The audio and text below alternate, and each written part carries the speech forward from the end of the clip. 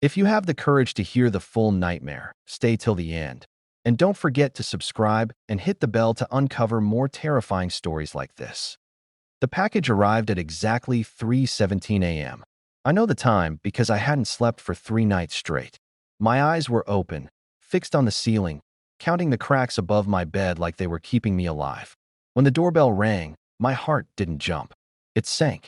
Because no one rings a doorbell at 3:17 a.m. And no one rings it 3 times, slow and spaced apart, like they want you to suffer between each sound. I stood frozen, listening. The third ring echoed longer than it should have, vibrating through the walls, crawling into my teeth. When silence returned, it felt heavy, like the house was holding its breath. I opened the door. There was no one there. Only a box. It sat perfectly centered on my doormat, as if measured. Medium-sized, wrapped in brown paper stained with something darker near the corners. No shipping label. No barcode. No return address. Just my full name. Not printed. Written. The letters were jagged, carved deep into the cardboard with a black marker pressed so hard it nearly ripped through. I touched the ink. It was still wet. The smell hit me next. Damp earth, rusted metal, and something sweet underneath. Rotting sweet. Like flowers left on a grave too long. I should have shut the door. Instead, my hands moved on their own. The moment I dragged the box inside, the hallway lights flickered and died. The air dropped several degrees, my breath fogging in front of my face. Somewhere in the house, glass cracked softly. The wall clock stopped. Exactly at 3:17. I placed the box on my kitchen table. The wood groaned under its weight, even though it shouldn't have been that heavy. My fingers tingled, like I'd touched a live wire. I run a channel.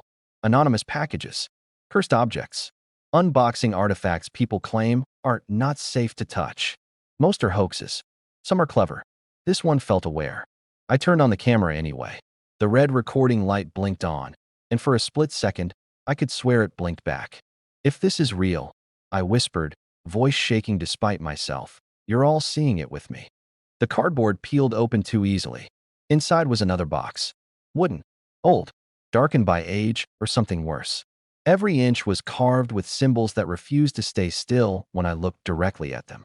The longer I stared, the more my head throbbed, like something inside my skull was being scratched from the inside. Taped to the lid was a note. No envelope. No signature. Just one sentence, written in the same aggressive black ink. Do not open this after midnight. My throat went dry. I checked the time. 3:19 a.m. Before I could react, something inside the wooden box knocked back. Once. Slow. Deliberate. Like it knew I was already too late, the knock came again. From inside the wooden box. Not loud. Not violent. Patient. As if whatever was trapped inside already knew I would open it. Only wanted me to understand that it was aware of the delay. My camera was still recording. The chat was flooding so fast I couldn't read a single message. Warnings. Prayers. Laughing emojis. People always laugh right before something goes wrong. My fingers hovered over the latch. The symbols carved into the wood felt warm now. Not room temperature, body temperature. I flinched, but the moment my skin made contact, the latch snapped upward on its own. Click. The lid opened slowly, fighting invisible resistance, releasing a breath of air so cold it burned my lungs. The kitchen lights flickered back on, dimmer than before, casting long shadows that bent at unnatural angles. Inside sat a music box. Small, white, cracked along the edges like dry bone. Yellow stains bloomed beneath the paint, and the metal crank was already turned, though I hadn't touched it. Then it started playing, without being wound. The tune was childlike, something meant to be comforting, but every note dragged slightly out of time. Some notes repeated when they shouldn't. Others bent downward, like they were melting mid-sound. Underneath the melody, there was something else. Breathing. Slow. Wet. Close to the microphone. As the music played, the shadows in the room stretched longer, climbing the walls like living things. The temperature dropped further. My hands went numb, but I couldn't stop watching. The tiny dancer inside the music box began to spin. At first, she faced away from me. I tilted the box slightly to see her face. That's when I noticed the label burned into the bottom. Handwritten. Uneven. Prague, 1921. The moment I read it out loud, the music stuttered. The dancer stopped spinning. She turned her head. Slowly. Her face was wrong. Porcelain cracked around her mouth, which had been forced into a permanent smile, but thick, dark red lines leaked from the corners, dripping onto the music box floor. Her eyes were hollow, filled with something black and glossy that reflected the camera light. The chat exploded, then froze. Every comment stopped mid-word, like time itself had jammed. I felt it before I saw it. A presence behind me. The reflection in the music box lid blinked. I hadn't. In the reflection stood a child, barefoot, dress soaked, and clinging to her body. Her mouth was stitched shut with thick, uneven thread that pulled her skin tight. From her eyes, black wax poured endlessly, dripping down her cheeks and pooling at her feet. I spun around. Nothing. No child. No sound. But when I looked back down, the dancer inside the music box was no longer spinning. She was facing me, and she was bleeding faster now, red droplets splashing in rhythm with the music. The tune slowed, lowered. Then a new sound joined it. A whisper, not from the box, from inside my walls. And it said, very clearly, "You opened it." The music box stopped playing on its own. No final note. No winding down. Just silence so sharp it rang in my ears. The camera was still live, but the chat hadn't moved. Thousands of viewers frozen in digital paralysis, like whatever had entered my house had passed through the screen and choked them too. I didn't sleep that night. At 3:17 a.m., the doorbell rang again. 3 times. When I opened the door, the second package was waiting. This one was smaller, lighter, wrapped in thin rice paper tied with red thread knotted so tightly it looked painful. The paper was decorated with faded ink patterns, circles, eyes, and symbols that repeated like a chant. I brought it inside. The moment the package crossed the doorway, the music box on my table started playing again, soft, broken notes leaking into the air like a warning I had already ignored. I turned the camera back on. Inside the wrapping was a porcelain doll.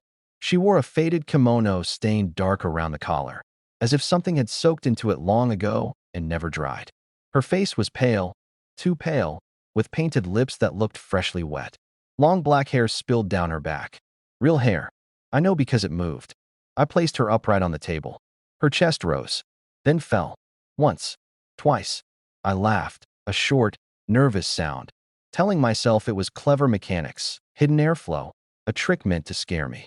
Then the doll inhaled sharply and whispered my name, not through a speaker, not through vibration, from deep inside her mouth, like something trapped behind her teeth had finally found a way to speak. My stomach dropped. Her glass eyes rolled slowly toward the camera, locking directly onto the lens. At that exact moment, the live chat unfroze. Messages poured in. She moved. Did you hear that? Behind her, behind the doll, the wall cracked.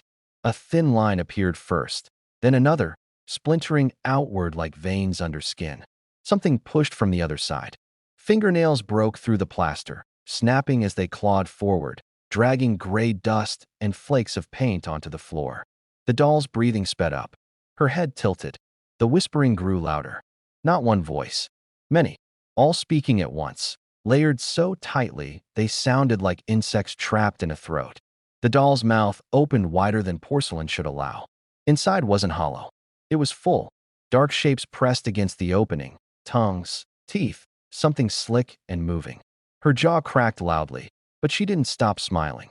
The fingernails pulled back suddenly. The wall went still. The doll stopped breathing. For 3 seconds, nothing happened. Then she fell forward, face first. Her head didn't hit the table. It hovered an inch above it. Her hair lifted, floating upward like it was underwater. And then, directly into the microphone, she whispered again. "It's your turn to be sent." The lights went out. The camera kept recording. And somewhere in the house, something began to crawl. The lights came back on by themselves. Not all at once. Room by room. Like something was walking through the house, flipping switches as it passed. The crawling sound stopped the moment the kitchen light flickered on. The doll was gone. Not fallen. Not broken. Gone. Only a faint indentation remained on the table, as if something heavy had sat there for a very long time and finally decided to leave.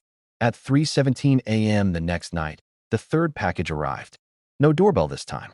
It was already inside my house, resting against the living room wall, directly beneath a framed photo I didn't remember hanging. The package was long and thin, wrapped in black cloth sealed with melted wax.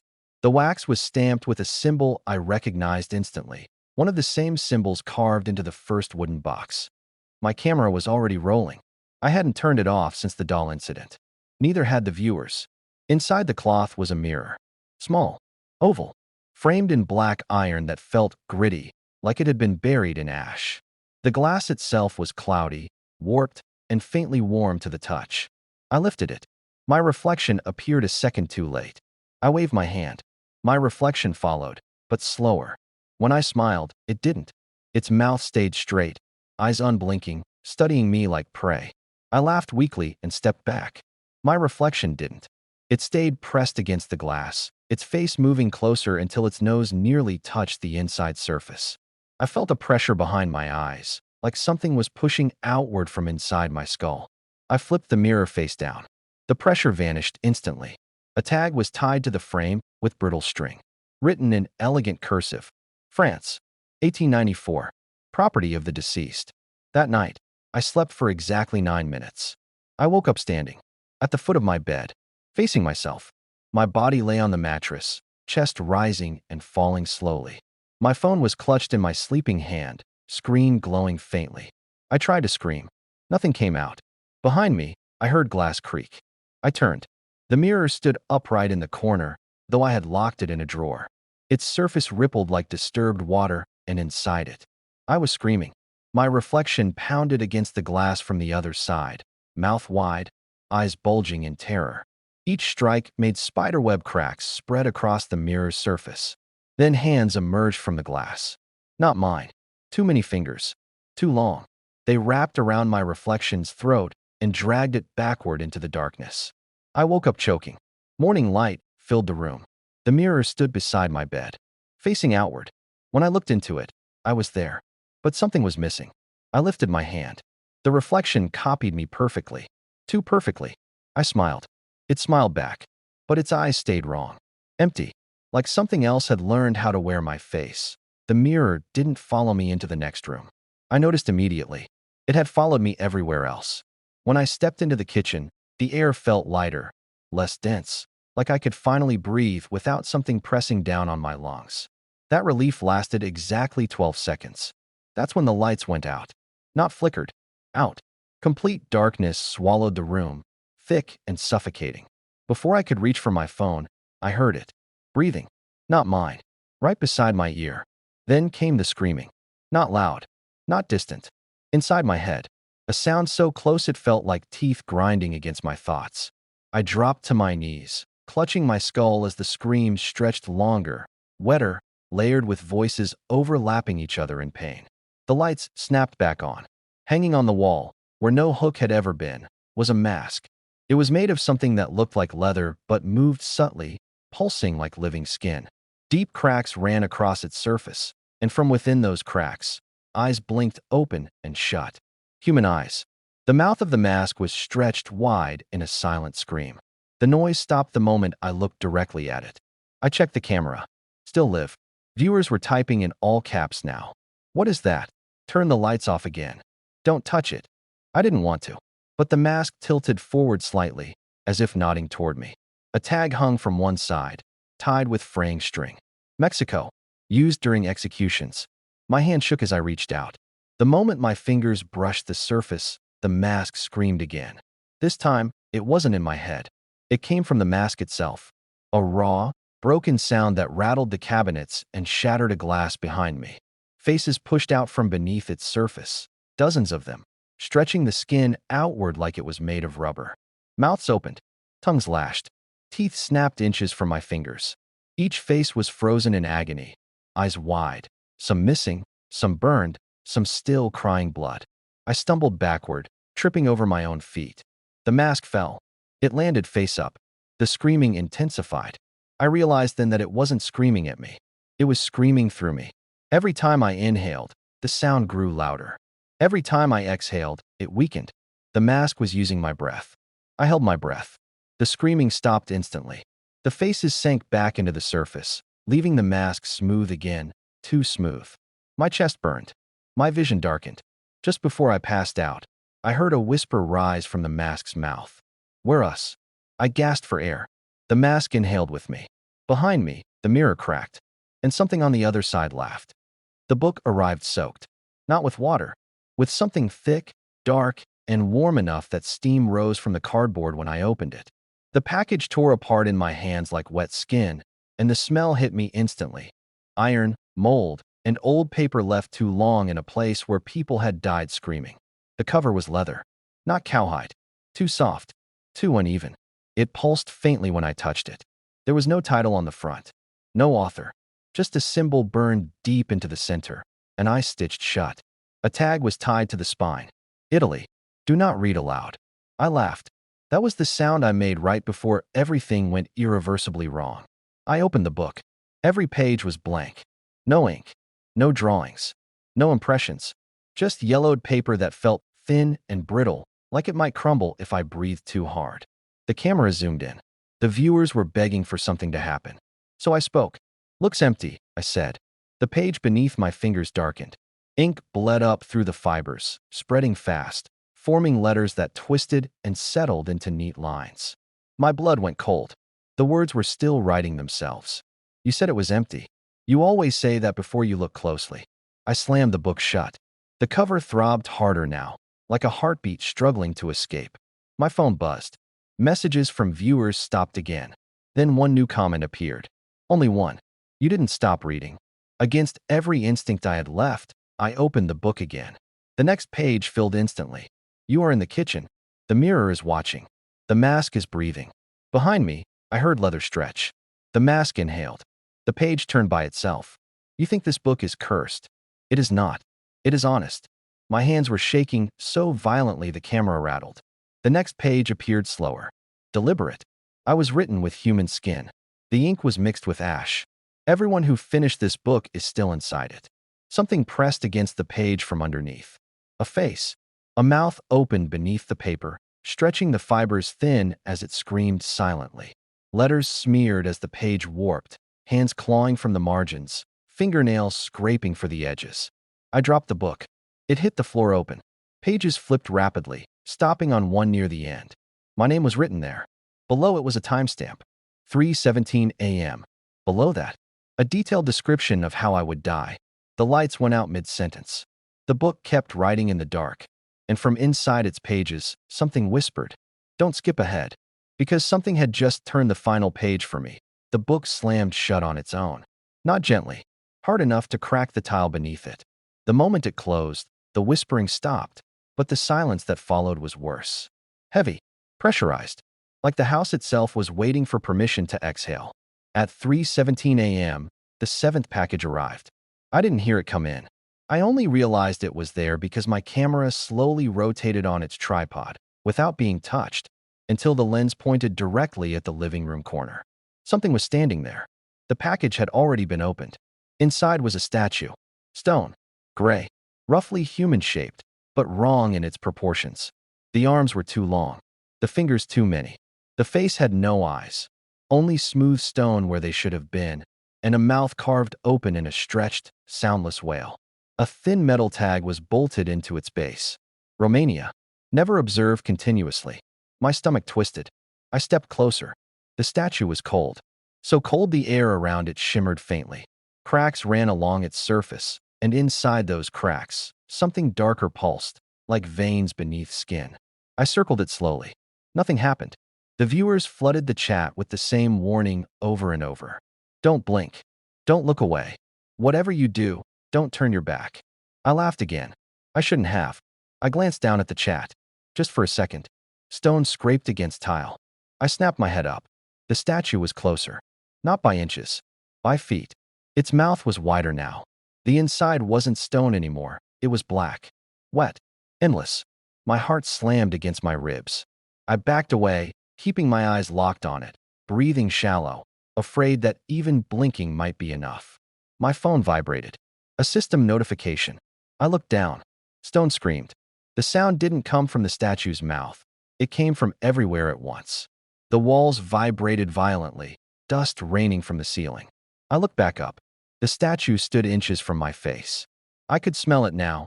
Old blood, damp earth, and rot. Its head tilted.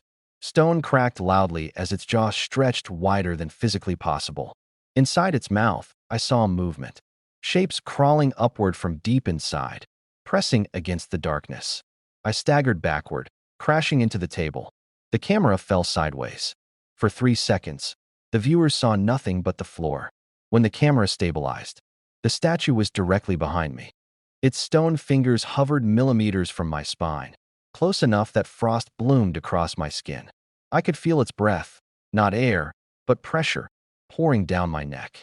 A whisper crawled out of its mouth, grinding like rocks dragged across concrete. We only move when forgotten. The lights exploded. Glass shattered. The screen went black. But the audio stayed live. And the last thing the viewers heard was stone dragging across flesh. And something learning how to stand perfectly still. The house had fallen into a strange rhythm after the statue. The air itself seemed to breathe. Every clock tick echoed like a heartbeat. Every creak became a warning. I hadn't dared to leave the living room for hours, fearing that anything beyond the edge of my vision might move. At 3:17 a.m., the 8th package arrived. This time, there was no knocking, no bell. It simply appeared, centered on the floor, wrapped in gray paper that looked like it had been soaked in oil and aged under a grave. No label, no tape, just the folds pressed perfectly against the shape inside. I hesitated, staring. The previous packages had been alive in a way I could sense. This one radiated hunger. It thrummed under my fingertips like a beating heart. I set the camera to record. The viewers were already live, but I could feel the chat slowing, as if some of them were frozen, unable to type. The box was light. Too light. I lifted the lid. Inside, nothing. I exhaled. Relief. A pause. Then I blinked. The box was full, not with anything I recognized. Teeth. Blackened, jagged, human teeth. Fingers. Pliable, warm, smelling faintly of copper and decay. A single eye, wet and rolling, stared up at me from the corner. It blinked. I jumped back. The viewers typed in panic. Turn it off. Stop. Run. I didn't. My fingers, shaking, reached for the box again. The teeth shifted. Slowly, they aligned into a jagged smile. The fingers flexed. The eye rolled toward me and widened. I slammed the lid. The lid rattled violently. Something inside was pounding. Not violently, deliberate, measured, like it was taunting me. I opened it again. Now, a single finger reached out. Pale, twisted, slick. It dragged itself across the edge of the box like a predator feeling the air before jumping. I tried to push it back in. It recoiled, then pulled more out. Then something else appeared. A hand. Then another. Teeth clattered together inside, screaming in rhythm with the pounding. And the eye? It now rolled freely around the inside of the box, following my every move. A metallic scent filled the room. Blood. Old blood. Iron on my skin, though I had not touched the contents. I tried to close it. The box resisted. It shook violently. Then silence. I dared to look inside. The contents had changed. Fingers replaced by twisted smiles. Teeth replaced by small, thin ears, each one twitching like they could hear. The eye had multiplied into 3, staring at me from different corners, unblinking. I backed away. The box followed. Not physically. My feet stayed on the floor. But every time I turned, it was closer. Not on the table. On the floor. On the chair. On the edge of my vision. I realized, trembling, that I could not empty it. Whatever I removed, something new appeared inside. I dropped a note into it. The words I wrote, "Stop," sank into the black void. When I peeked again, the note was shredded, soaked in something wet, and a fingernail rested on top of the shredded paper, pointing directly at me. The viewers were screaming in chat. I understood then. This box did not just arrive. It followed. It would never arrive empty. And I could not escape it that I tried to end the stream. My finger hovered over the screen, trembling, slick with sweat. The button didn't respond. Not frozen, ignored. The camera angle shifted slightly on its own, tightening the frame, cutting off the edges of the room like it didn't want anything unseen. At 3:17 a.m., every object I had unboxed went silent at once. The music box stopped breathing. The mirror stopped reflecting. The statue stopped scraping. The box stopped moving. That silence meant one thing. Something bigger had arrived. The final package appeared directly in front of me. Not at the door. Not on the floor. Between one breath and the next. It was massive, taller than the table, wrapped in black plastic stretched, so tight it looked vacuum sealed. The surface bulged unevenly, as if whatever was inside had been pressing outward for a long time. There was no label, no country, no handwriting, only a single word carved deep into the plastic. Delivered. The viewer's count spiked suddenly, far higher than it had ever been. New usernames flooded in, all variations of the same phrase. Turn it around. Behind you. It's recording. I circled the package slowly. My stomach dropped. There was a camera inside, already turned on. The lens stared out through a clear panel in the wrapping, its red light blinking steadily. The tiny screen on its side showed a live feed of me, standing there, circling it. From behind, my breath caught in my throat. The feed zoomed in slightly, not following my movement, anticipating it. I reached out. The plastic peeled away effortlessly, collapsing to the floor like shed skin. The camera sat alone inside the box, mounted on a stand I didn't own. I picked it up. The moment I did, the feed changed. Now it showed my living room. Empty. No me. No movement. The camera in my hand vibrated gently. A notification appeared on its screen. Recording saved.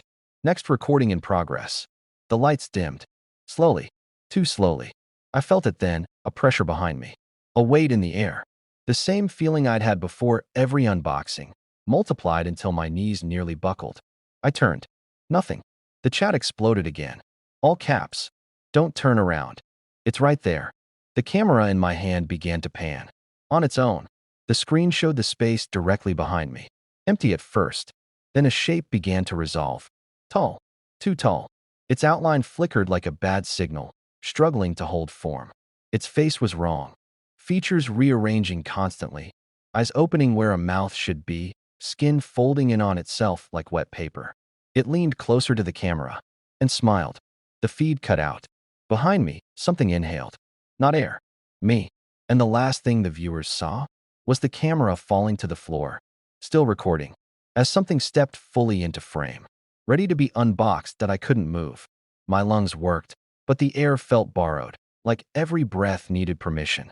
The presence behind me didn't touch my skin, yet I could feel fingerprints forming beneath it, cold impressions sinking into muscle and bone. The camera on the floor kept recording. That mattered more than my life, because the viewers were still there. The room darkened, not by shadows, but by depth, like the walls were receding, stretching outward, making space for something that required more room than my house could give. Then the final container revealed itself. It didn't arrive. It rose. The floor beneath me split with a sound like breaking teeth. Wood bowed, nails screamed, and something pushed upward from below. A coffin emerged slowly, forcing its way through the floorboards, splinters scraping along its sides. It was small, too small, child-sized. The lid was already carved. My name, perfectly centered, perfectly deep. The smell poured out next, damp soil, rot, and that same sickly sweetness I'd smelled with the first package. The scent of something that had been buried while still aware. The camera zoomed in. The chat went silent. The coffin lid creaked. Not opening. Knocking. From the inside. Once. Twice. Then scratching. Long, desperate scrapes dragged across the wood, as if fingernails were peeling backward with every attempt. The knocking turned frantic, pounding in uneven bursts, begging to be let out. A voice came from inside. My voice. Crying. The lid snapped open. Inside was darkness so complete it swallowed the light around it. Then something slid upward into view. My phone. Streaming live. The screen showed the room from above, an angle that didn't exist. I saw myself standing there, but thinner, hollowed. My eyes were wrong in the feed. Too deep, too patient. The version of me on-screen smiled. Behind me, the presence finally touched down. I felt its weight settle onto my shoulders, bending me forward, aligning my body perfectly with the coffin. Its grip tightened, not hands, but intent, forcing my knees to bend. The voice in the coffin screamed louder now, begging, pleading, don't let it take my place. The viewers returned. One message at a time. You're already dead. That's not you anymore. Close the lid. The thing behind me leaned close. I felt its mouth open beside my ear. It whispered gently. Every package was a rehearsal. My body moved without my consent. I stepped into the coffin. It was warm inside. Breathing. The lid slammed shut. Darkness swallowed everything. The knocking stopped. The scratching faded. The stream didn't end. because the camera was still live, showing someone else standing in my house, straightening their posture, practicing my voice, and smiling. Next delivery arrives at 3:17. If you enjoyed this horror story, don't forget to subscribe to the channel and turn on the bell icon for more terrifying stories.